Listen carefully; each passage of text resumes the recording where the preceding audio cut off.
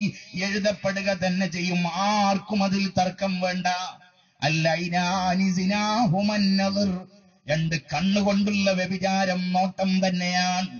10-15 രൂപയുടെ net card വാങ്ങിയിട്ട് തന്റെ ഫോണിൽ ചുരണ്ടിക്കയറ്റിയാൽ ഒരു ചെറുപ്പക്കാരന് കടന്നു ചെല്ലാൻ പറ്റാത്ത വൃത്തികേടുകളുണ്ടോ?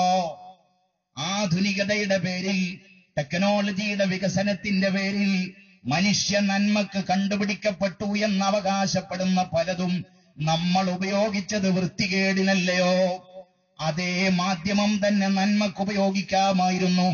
അതേ മാധ്യമം കൊണ്ട് ഒരുപാട് നന്മകൾ നിനക്ക് തേടാമായിരുന്നു. ഓക്സ്ഫോർഡ് യൂണിവേഴ്സിറ്റിയിലെ പുസ്തകം ഈ കാസർകോട്ടെ മലമായി മണലാരണ്യത്തിൽ ഇരുന്നിട്ട് തുറക്കാൻ പറ്റും.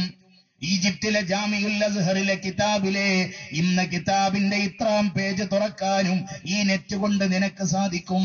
പക്ഷേ എന്റെ കുഞ്ഞുമോൻ തുറന്നത് അതൊന്നുമല്ലല്ലോ. ഏതൊക്കെയോ വൃത്തികെട്ട പെണ്ണിന്റെ ഉടയാട ഉരിയുന്നതാണല്ലോ പലർക്കും കാണാൻ ഇഷ്ടം. അള്ളാന്റെ ഹബീബ് പറഞ്ഞു, രണ്ട് കണ്ണുകൊണ്ടുള്ള വ്യഭിചാരം അന്നദറു നോട്ടം തന്നെയാണ്. പാതിരാ സമയത്തും അതേപോലെ അനാവശ്യ ഘട്ടങ്ങളിലൊക്കെ 5-10 രൂപ ചെലവ് ചെയ്തിട്ട് തന്റെ ഫോണിൽ ചുരണ്ടിക്കയറ്റിയാൽ കാണാൻ പറ്റാത്ത വൃത്തികേടുകളില്ല. ഏതൊക്കെ പെണ്ണിന്റെ ഏതൊക്കെ ശരീരമാണോ തുറക്കപ്പെടാൻ ആഗ്രഹിക്കുന്നത് അതൊക്കെയും തുറന്നു കാണാൻ വിധിക്കപ്പെടുന്ന എത്രയെത്ര പയ്യന്മാർ. ഈ കാണലിന്റെ ദുരന്തമല്ലേ അരികെയുള്ള പെങ്ങളെ മറന്നുപോയത്? ഈ കണ്ടതിന്റെ ഫലമല്ലേ ആങ്ങളയെ മറന്നുപോയത്? ഇതുകൊണ്ടല്ലേ അയൽവാസിയെ മറന്നുപോയത്? ഇതുകൊണ്ടല്ലേ ഭീകരമായ വ്യഭിചാരം നടത്തിയിട്ട് തോർത്തുമുണ്ട് പിഴിയും പോലെ കുഞ്ഞുമോളുടെ കഴുത്ത് പിരിച്ചു വലിച്ചെറിഞ്ഞതും ഈ ഒരു രംഗമൊക്കെ കണ്ടതിന്റെ പേരിൽ? അള്ളാന്റെ ഹബീബ് പറഞ്ഞു, ഈ കാഴ്ചയുടെ ഓഹരി വ്യഭിചാരത്തിന്റെ പങ്ക് എഴുതപ്പെടുക തന്നെ ചെയ്യും. മക്കളെ, വളരെ ഗൗരവമായിട്ട് ആലോചിക്കണം. ആധുനിക മാധ്യമങ്ങൾ നന്മക്ക് ഉപയോഗിക്കാൻ പഠിക്കണം പുതിയ തലമുറ. പലരും അതിന്റെ നന്മ ഉപയോഗിച്ചപ്പോ അല്പന്മാരായ നമ്മൾക്ക് എവിടെയുണ്ട് തിന്മ എന്ന് നോക്കാനായിരുന്നു താല്പര്യം. ഈച്ചയെന്ന് പറയുന്ന ഒരു ജീവിയുണ്ട്. മഹാന്മാർ പറയുന്നുണ്ട്, വലാത്ത കുൻ കസുബ ബിംബിൽ ജുറൂഇ വഖൽ ദുനസിഹാഹി മിനൽ അഅളാഇ മുസ്തലിമാ. നിന്റെ ശരീരത്തിൽ എത്ര നല്ല അവയവങ്ങൾ ഉണ്ടായാലും ഈച്ച അവിടെ വന്ന് വീഴാറില്ല. ഈച്ച വീഴാറുള്ളത് എവിടെയാണ് നജസ്, എവിടെയാണ് വിയർപ്പ്, എവിടെയാണ് മാലിന്യം, എവിടെയാണ് ഭക്ഷണത്തിന്റെ അവശിഷ്ടം, അവിടെ വീഴാനാണ് ഈച്ചക്കിഷ്ടം. അതുപോലെ എന്ത് മാധ്യമം കിട്ടിയാലും അതിലെവിടെയാണ് വൃത്തികേടുള്ളത് എന്ന് നോക്കുന്ന ശൈലി ദൂരവ്യാപകമായ ദുരന്തം വരുത്തി തീർക്കുമെന്ന് വർത്തമാനകാല സമൂഹം മനസ്സിലാക്കേണ്ടിയിരിക്കുന്നു. ഹദീസ് പറയുന്നു, കണ്ണുകൊണ്ടുള്ള വ്യഭിചാരം അതേപോലെ വല്ലുസിനാനി സിനാഹുമല്ലിസ്തിമാ, കാതുകൊണ്ടുള്ള വ്യഭിചാരമാണ് കേൾവി. എന്തൊക്കെ ഓരോരുത്തർ കണ്ട പെണ്ണുങ്ങളെയൊക്കെ വിളിക്കുക, എന്നിട്ടതിൽ പച്ചയായി തോന്നിവാസങ്ങൾ പറയുക, എന്നിട്ടത് യൂട്യൂബ് പോലുള്ള മാധ്യമങ്ങളിലേക്ക് കടത്തിവിടുക. എല്ലാവരും അത് കേൾക്കട്ടെ. പച്ചയായിട്ടൊരു മനുഷ്യന്റെ വികാരം ഉത്തേജിപ്പിക്കുന്ന രൂപത്തിൽ കാസർകോട്ടുകാരി പെണ്ണിന്റെ സംഭാഷണം, മലപ്പുറത്തുകാരി പെണ്ണിന്റെ സംഭാഷണം, തൃശ്ശൂരുകാരി പെണ്ണിന്റെ സംഭാഷണം, ഈ നിലക്ക് കുഞ്ഞുമക്കൾ അത് ബ്ലൂടൂത്ത് വഴിയും മറ്റുമൊക്കെ ഓരോരുത്തരുടെയും മൊബൈലിലേക്ക് കൈമാറുമ്പോ ലജ്ജയില്ലല്ലോ എന്റെ പ്രിയപ്പെട്ട പെണ്ണുങ്ങളെ? ഏതൊക്കെയോ തെമ്മാടികൾ വിളിക്കുമ്പോ നിന്റെ ശരീരത്തിന്റെ എന്തൊക്കെ മറക്കപ്പെടേണ്ട കഥകളുണ്ടോ അത് പച്ചയായി അന്യനോട് പറയുമ്പോ നിന്റെ ഫോട്ടോ എടുക്കും അത് മറ്റ് നെറ്റുകളിലേക്ക് കൈമാറുന്ന ചെറുപ്പക്കാരുടെ അപകടത്തെക്കുറിച്ച് ഓർക്കാനുള്ള ബുദ്ധി എന്നേ എന്റെ പെങ്ങൾക്ക് കടന്നു വരിക. എന്തൊക്കെ ദുരന്തങ്ങൾ! കാസർകോട്ടുള്ള പെണ്ണിന്റെ സംസാരം, അതേ ഓരോ പ്രദേശത്തും ഓരോ നാട്ടുകാരും അത് കേട്ട് കേട്ട് ആനന്ദം കൊള്ളുന്നു, വികാരം കൊള്ളുന്നു. ഇതൊക്കെയല്ലേ നമ്മൾ കാണുന്നത്? 1400 കൊല്ലം മുമ്പ് അള്ളാഹുവിന്റെ റസൂല് പറഞ്ഞു, വല്ലുദിനാനി സിനാഹുമല്ലിസ്തിമാ, കാതുകൊണ്ടുള്ള കേൾവി അത് വ്യഭിചാരമായിട്ട് ഗണിക്കപ്പെടുന്ന അവസ്ഥ വരും. കൈകൊണ്ടുള്ള പഠിത്തം, കാലുകൊണ്ടുള്ള നടത്തം, അതൊക്കെയും വ്യഭിചാരത്തിന്റെ ചുവയുള്ളതായി മാറും.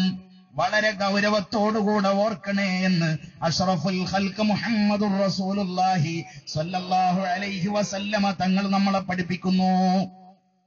അതുകൊണ്ട് കാര്യം വളരെ ഗൗരവമായിട്ട് നാം കണ്ടേ പറ്റൂ, വളരെ ഗൗരവമായിട്ട് നാം കാണണം. ഈ ഹറാമിലേക്ക് നോക്കിയതിന് ഖേദിക്കേണ്ടി വരിക തന്നെ ചെയ്യും. ആ ഖേദം കൊണ്ട് മാത്രം മതിയാവില്ല.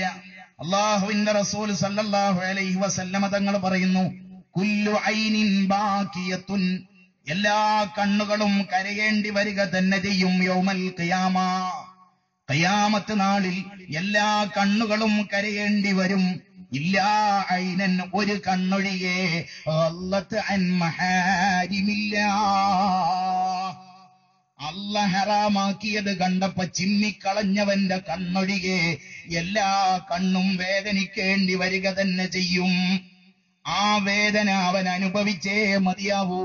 ഇനിയോ ലഹരിയുടെയും വ്യഭിചാരത്തിന്റെയും ദുരന്തം ബഹുമാനപ്പെട്ട ഇമാം ഹാക്കിം തങ്ങൾ തന്റെ കിതാബിൽ ഉദ്ധരിക്കുന്ന ഹദീസിൽ കാണാം, മൻ സനാ ഔ ശരിബൽ ഖംർ, മൻ സനാ, ഒരുത്തൻ വ്യഭിചരിച്ചു, അല്ലെങ്കിലോ ഔ ശരിബൽ ഖംർ, അല്ലെങ്കിൽ അവൻ കള്ളു കുടിച്ചു. ഇത് രണ്ടായിരുന്നാലും വേണ്ടില്ല. ആ രണ്ട് പ്രവൃത്തിയും നടക്കുമ്പോ നുസിഅ മിൻഹുൽ ഈമാൻ, അവനിൽ നിന്ന് ഈമാൻ അങ്ങൂരപ്പെടും. കള്ളിന്റെ കുപ്പി പൊട്ടിച്ചിട്ട് വായിലേക്ക് ഒരു തുള്ളി കള്ളുറ്റുമ്പോഴേക്ക് അവന്റെ ഈമാൻ അങ്ങുയർത്തപ്പെടും. അന്യയായ പെണ്ണിന്റെ ശരീരത്തിലേക്ക് നീ കയറുമ്പോഴേക്ക് നിന്റെ ഈമാൻ അങ്ങുയർത്തപ്പെടും. ഏതുപോലെ കമായ ഖലഉൽ ഇൻസാനു ഖമീസഹു മിൻ റഅസിഹി, ഒരുത്തൻ അവന്റെ നീളക്കുപ്പായം തലയിൽ നിന്ന് ഊരുന്നത് പോലെ, നീളക്കുപ്പായം ഇങ്ങനെ ഊരുന്നത് പോലെ കള്ളിന്റെ ഒരു തുള്ളി വായിലങ്ങെത്തുമ്പോ അവന്റെ ഈമാൻ ഉയർന്നുപോയി. വ്യഭിചാരത്തിന്റെ പ്രവൃത്തിയിലേക്ക് അവനങ്ങ് കടക്കുമ്പോ അവന്റെ ഈമാൻ ഊരിപ്പോയി. ഷർട്ടൂരി നീക്കും പോലെ ഈമാൻ നീങ്ങുമേ, കൃത്യം കഴിഞ്ഞാൽ മാത്രമേ അത് കൂടുമേ. രുചിയുള്ള വിഭവം എന്നു നീ ധരിക്കല്ലേ, വിഷമുള്ളതാണതു തിന്നു നീ മരിക്കല്ലേ. ചീഞ്ചലമൊലിക്കും നാളഗുഹ്യമിൽ നിന്ന് എന്നുള്ളതും നബി വ്യക്തമായി പറയുന്നു. മഹാനായ മർഹൂം തഴവ മനോഹരമായിട്ട് പാടിയതുപോലെ ഈമാനൂരി അറബ് നാട്ടിലെങ്ങാണ്ട് പണിയെടുക്കുന്ന ഭർത്താവിനെ വഞ്ചിച്ചുകൊണ്ട് അന്യരായ പുരുഷന് വേണ്ടി തുറന്നു വെച്ച ശരീരം ആ വ്യഭിചാരത്തിന്റെ ലഹരിയിൽ കിടന്നുറങ്ങി. രാവിലെ ആകുമ്പോ നിന്റെ കണ്ണ് തുറക്കുമെന്നെന്റെ പെങ്ങളോടാരേ പറഞ്ഞത്? രാവിലെ നിന്റെ കണ്ണ് തുറക്കുമെന്ന് ചെറുപ്പക്കാരാ നിനക്കാരാണ് ഗ്യാരണ്ടി തന്നത്? ആ നിലക്ക് ഈമാനൂരിയല്ലോ, ആ നിലക്ക് ഈമാനൂരി. എന്തേ നമ്മൾ ആലോചിക്കാത്തത്? അതുകൊണ്ട് എന്റെ സദസ്സിലിരിക്കുന്ന ഓരോരുത്തർക്കും ഇതിൽ ബാധ്യതകളുണ്ട്. നമ്മുടെ വീടുകളിലായാലും നമ്മുടെ ഏത് പരിപാടികളിലായാലും വ്യഭിചാരത്തിന് വേദിയൊരുക്കുന്ന അന്യ ആണും പെണ്ണും ഇടകലരുന്ന ഒരു സ്വഭാവം അനുവദിച്ചു കൊടുത്തുകൂടാ. കാസർഗോഡ് പോലുള്ള പ്രദേശം ഇസ്ലാമിന്റെ തറവാട് വീടാണ് കാസർഗോഡ്, കേരളത്തിലെ. ആ കാസർഗോഡിന്റെ പൈതൃകം നശിച്ചാൽ ഈ നാടിന്റെ നന്മ നശിച്ചു എന്ന് നിങ്ങൾ മനസ്സിലാക്കിക്കോ. അന്യ ആണും പെണ്ണും ഇടകലരുന്ന എത്രയെത്ര പരിപാടികൾ. പല മഹാന്മാരുടെയും വീടുകളിലെ കല്യാണത്തിന് പോലും പച്ചയായിട്ട് ആണും പെണ്ണും ഡാൻസ് ചെയ്ത് പാട്ട് പാടിയപ്പോ ആ പാട്ടും കണ്ട് ഭക്ഷണം രുചിച്ചിട്ട് കല്യാണം തരക്കേടില്ലെന്ന് പല്ലിൽ കുത്തിയിട്ട് അഭിപ്രായം പറഞ്ഞവരാ നമ്മളിൽ പലരും. നമ്മൾ ലജ്ജിക്കണ്ടേ? നേരത്തെ ഉസ്താദ് ഇവിടെ വായിച്ചു, ഒരു പെണ്ണിന്